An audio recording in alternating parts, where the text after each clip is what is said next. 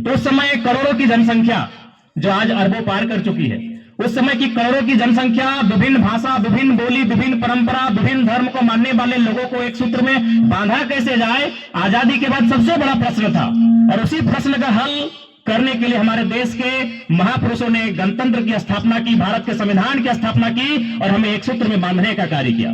तो हमारे अंदर काबिलियत है, हमारे अंदर अगर क्षमता है, तो इस राष्ट्र में अखबार बेचकर अपनी जीविका उपार्जन करने वाला शख्स भी एपीजे अब्दुल कलाम बन सकता है, और चाय की केटली लेकर चाय बेचने वाला शख्स भी देश का प्रधानमंत्री बन सकता है। यही गणतंत्र की ताकत है और यही गणतंत्र की खूबसूरती है। तो इसलिए महात्मा गांधी रहे, पंडित जवाहरलाल नेहरू रहे, सरदार वल्लभ भाई पटेल रहे, भगत सिंह रहे, चंद्रशेखर आजाद रहे, अशफाक उल्लाह खान रहे, जब उन्होंने बलिदान देकर संघर्ष करके इस भारत को अलग किया, इस भारत को आजाद कराया, तो हमारे सामने एक बहुत बड़ा सवाल था कि भारत आजाद तो हो गया है, लेकिन इतनी बड़ी आबादी, अनुमानित उस समय भारत की आबादी 30 करोड़ से ज्यादा थी। जब भारत देश ने आजादी पाई थी, 30 करोड़ से ज्यादा हमारी आबादी थी। 3 लाख देवी देवता हमारे, लगभग सैकड़ों मान्यताएं, सैकड़ों प्रकार के धर्म इस मिट्टी में, लगभग कई हजार बोलियां, कई हजार भाषाएं, तो उन लोगों को एक धागे में बांधा कैसे जाए? आजाद तो हो चुके हैं, लेकिन इस आजादी का असल अर्थ तभी होगा जब सभी लोग एक सूत्र में बंधेंगे। तब इस देश के विद्वानों ने, इस देश के महापुरुषों ने संविधान बनाने का निर्णय लिया और उसी संविधान को आज के दिन स्थापित किया गया। तब से हम लोग गणतंत्र दिवस मनाते आए हैं। यानी अगर सरल भाषा में समझा जाए तो देश को चलाने के लिए एक नियम, देश को चलाने के लिए एक नियम, जैसे आप अभी देखिए इस लाइन में आप बैठे हैं, बहन लोग अलग पंक्ति में बैठी हैं, भाई लोग अलग पंक्ति में बैठे हैं, क्या है? नियम है। हम देखिए अभी आधे घंटे का कार्यक्रम को चला रहे हैं, एक नियम से चला रहे हैं।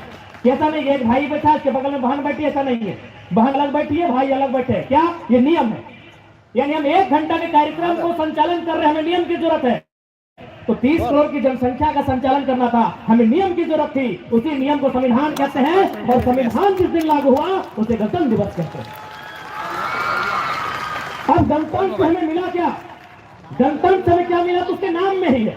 जैसे झारखंड, झार और खंड, जंगल की धरती झारखंड, तो गणतंत्र में छुपा है कि गणतंत्र का मतलब क्या है? गण मतलब क्या? आप, हम, सब। गण मतलब लोग और तंत्र यानी ताकत। इससे पहले ताकत कहां होती थी? राजाओं की तलवार में। जो राजा के खिलाफ गया, मंत्री इसकी जबान काट लिया, इसका गला काट लिया जाए। ताकत कहां होती थी? तलवार में। अंग्रेजों के काल में ताकत कहां थी? अंग्रेजों की तोप में। जो उनके खिलाफ गया, इसे बांध दो, तोप से गोले से उड़ा दो। लेकिन जब भारत स्वतंत्र हुआ और गणतंत्र की स्थापना हुई, तो ताकत कहां मिले? हमारी मुट्ठी में। एक आम जनता की मुट्ठी में जहां ताकत होती है, एक आम जनता की मुट्ठी में जहां ताकत होती है, उसे ही गणतंत्र भारत कहते हैं। आज ताकत कहां है? हमारी कलम में। आज ताकत कहां है? हमारी संगोली की वोट में। आज ताकत कहां है? जनता के हाथ में निहित है। यही गणतंत्र का असर है। आज आप सबको यही संदेश देना चाहेंगे प्यारे बच्चों, आज आप विद्यालय तक आए हैं, आप अपने माता पिता के सपनों को, उनके अरमानों को साकार करने के लिए यहां तक आए हैं। इसलिए आप जिस मकसद के लिए यहां तक आए हैं, जिस उद्देश्य के लिए यहां तक आए हैं, उसकी पूर्ति के लिए आपको दृढ़ संकल्पित होने की आवश्यकता है। आपको संकल्प लेने की आवश्यकता है कि आप जो अपना 4-5 घंटे का समय इस विद्यालय परिवार में देंगे, तो जब आप यहाँ से जाएंगे कुछ हासिल करके, कुछ सीख के जाएंगे। मैं आपको ये कहना चाहूंगा, क्योंकि अभी देखिए आप इतनी कड़कड़ाती धूप में बैठे हैं ना, अपने आप को तपा रहे हैं, अपने आप को गला रहे हैं ना। तो जब अपने आप को तपा रहे हैं, अपने आप को गला रहे हैं, तो उसका परिणाम मिलना चाहिए कि नहीं? प्यारे बच्चों, हम एक बात, जब हम एमए के छात्र थे, हमारे प्रोफेसर कहते थे कि तुम जिस काम को करो, जिस काम में तुम 4 घंटा 5 घंटा का समय लगाओ, वहां रिजल्ट आना चाहिए। यदि इसी भीड़ में किसी बहन को लगता है कि नहीं हमें पढ़ाई के अलावा हमें दौड़ना चाहिए, तो हम कहेंगे 4 घंटा दौड़ो, लेकिन पीटी उषा बन के निकलो। यदि किसी को खेलने का मन करता है तो खिलाड़ी बन के निकले, किसी को गाने का मन करता है तो गीतकार बन के निकले, किसी को लिखने का मन करता है तो राइटर बन के निकले। मेरे कहने का मतलब है आप अपनी अपने जीवन का सबसे बहुमूल्य समय इस विद्यालय में 4 घंटा से 6 घंटा देते हैं, तो उसका रिजल्ट आना चाहिए। भाई हम नहीं कह रहे कि आप पढ़ो, आपको दौड़ने का मन है 4 घंटा दौड़ो, लेकिन इस राज्य का नंबर 1 धावक बन के सामने आना। ठीक है प्यारे बच्चे, आपको पुनः गणतंत्र दिवस की शुभकामनाएं। विद्यालय परिवार का आभार जिन्होंने आज इस कार्यक्रम में हमें बतौर मुख्य अतिथि आमंत्रित किया, इसके लिए आपका आभार। पुनः जो अभिभावक गण आए हैं, मीडिया के बंधु आए हैं, कुछ सुरक्षा कर्मी आए हैं, आप सभी को गणतंत्र दिवस की हार्दिक हार्दिक असंख्य शुभकामनाएं। जय हिंद, जय भारत, जोहार झारखंड।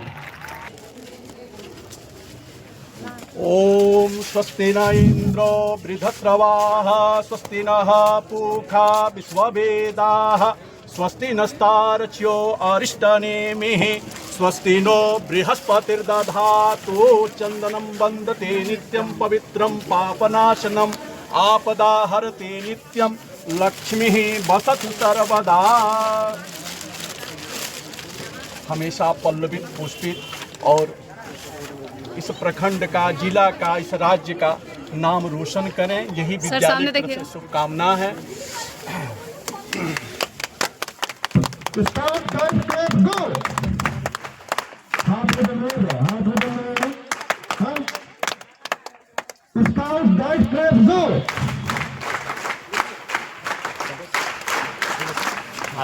नहीं बैठे इनको दो सब बस इसके पहले हो जाए सबका। हाँ अगली कार्यक्रम लगा देंगे दो सब चलिए। तो आज टीपी प्लस 2 उच्च विद्यालय के प्रांगण में गणतंत्र दिवस के शुभ अवसर में उपस्थित तमाम अतिथिगण, विद्यालय के तमाम शिक्षक शिक्षिकाएं, प्राचार्य महोदय और उपस्थित छात्र छात्राएं, आज बड़े हर्ष उल्लास के साथ हम लोग गणतंत्र दिवस मना रहे हैं। आज के दिन हमारे देश एक संवैधानिक देश के रूप में आकार लेने का कार्य किया, और आज इस संविधान की ही ताकत है, आज ये भारत के गणतंत्र की ही ताकत है कि आज आप जिस शख्स को अपने सामने देख रहे हैं, 2 साल पहले 2.5 साल पहले आपके विद्यालय में हम निःशुल्क शिक्षा दान के तहत पढ़ाया करते थे, आज झारखंड के असेंबली का हम मेंबर है, आज झारखंड के विधानसभा का हम सदस्य बन के आए हैं, तो ये गणतंत्र की ही ताकत है। जब भारत देश अंग्रेजों के चुंगल से 250-300 वर्षों के गुलामी को झेलने के बाद जब भारत देश ने आजादी को अपनाया, तो उस समय सबसे बड़ा प्रश्न यही था कि भारत एक विविधताओं का देश है, यहाँ विभिन्न प्रकार की भाषाएं बोली जाती है, विभिन्न प्रकार के धर्म, विभिन्न प्रकार की मान्यताएं हैं, उनको एक सूत्र में बांधने के लिए क्या करना होगा। आज अगर हम लोग फुटबॉल में 5 मिनट का पेनल्टी का खेल खेलते हैं ना, तो नियम और कानून की जरूरत पड़ती है 5 मिनट खेलने के लिए। तो उस समय करोड़ों की जनसंख्या जो आज अरबों पार कर चुकी है, उस समय की करोड़ों की जनसंख्या विभिन्न भाषा, विभिन्न बोली, विभिन्न परंपरा, विभिन्न धर्म को मानने वाले लोगों को एक सूत्र में बांधा कैसे जाए, आजादी के बाद सबसे बड़ा प्रश्न था। और उसी प्रश्न का हल करने के लिए हमारे देश के महापुरुषों ने गणतंत्र की स्थापना की, भारत के संविधान की स्थापना की और हमें एक सूत्र में बांधने का कार्य किया। तो गणतंत्र अब कह सकते हैं एक अनुशासन।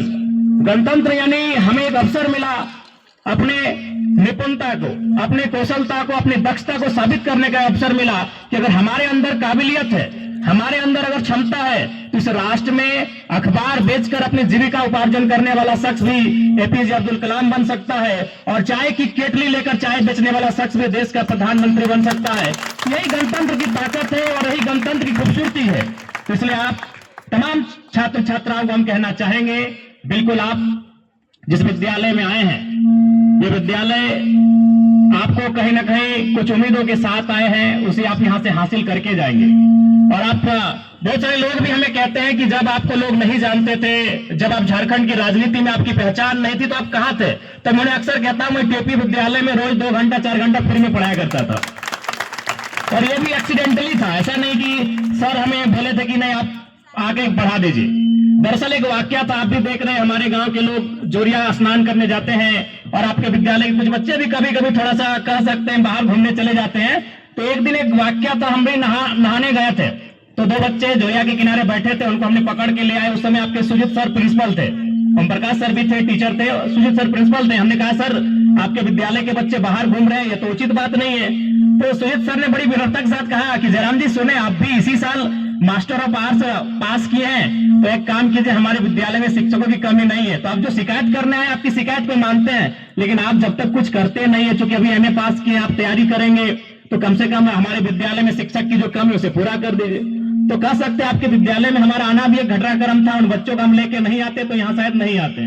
और उसके बाद 2017 से, जब से हमने एमए पास किया था 2017 में, और जब से इस आंदोलन में हम आए 2022 में, तब तक हमने टीपी उच्च विद्यालय में 4 साल कंटिन्यू सेवा देने का काम किया है। तो पुनः ये हमारी यादें हैं इस विद्यालय को लेकर और इस विद्यालय के तमाम शिक्षकों को लेकर, एक बहुत पुरानी हमारी यादें हैं। और आज पुनः आपसे यही कहेंगे, प्यारे बच्चों, सपने पूरे होते हैं, सपनों को देखना चाहिए और उन सपनों को पूरा करने के लिए मेहनत करना चाहिए। क्योंकि आज मैं आपके बीच खड़ा हूं, मैं आज राज्य के सर्वोच्च सदन का सदस्य बनकर आपके बीच खड़ा हूं, मैं सरकार का अंग बनकर खड़ा हूं।